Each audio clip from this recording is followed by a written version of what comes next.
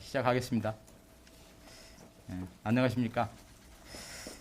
저는 지난 금요일 정치권의 검수완박 법안 추진에 항의하며 사직서를 제출하였습니다.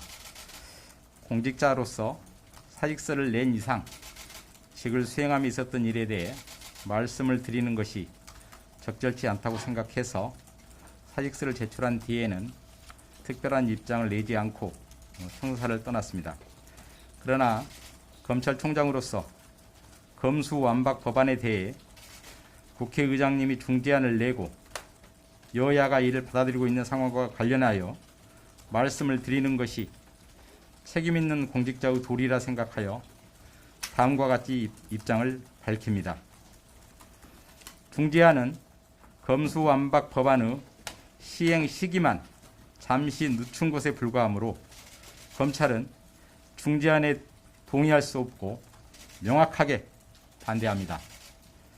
중재안에 여러 가지 문제점이 있지만 오늘 여기서는 핵심적인 부분 4가지만 말씀을 드리겠습니다.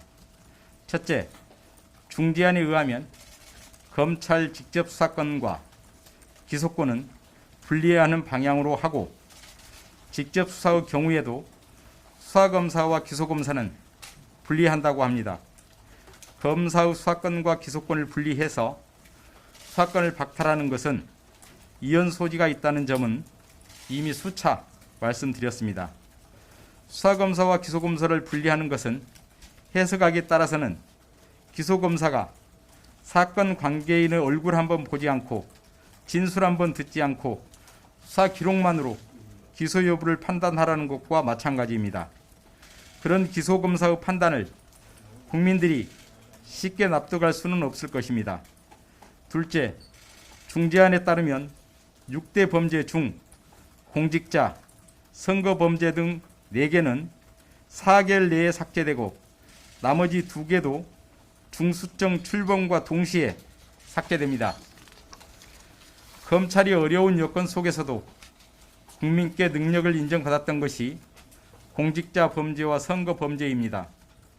검찰이 공직자, 선거 범죄 수사를 못하게 하면 공직자 비리나 선거 사범에 대한 국가의 범죄 대응 역량이 크게 감소하게 될 것임은 명약관화한데 국민들이 그것을 원하시지는 않을 것입니다.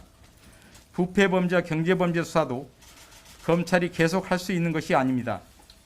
최단 일정에 따라 중수청이 출범하면 1년 6개월 안에 못하게 됩니다.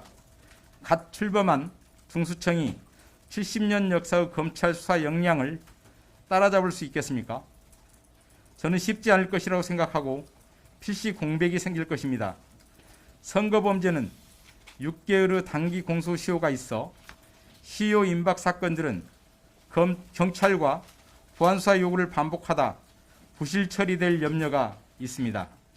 특히 이번 대선과 지방선거 공소시효 직전 또는 공소시효를 절반 정도 남긴 9월 초경 검찰 수사권이 갑자기 폐지된다면 상당한 혼란이 예상됩니다.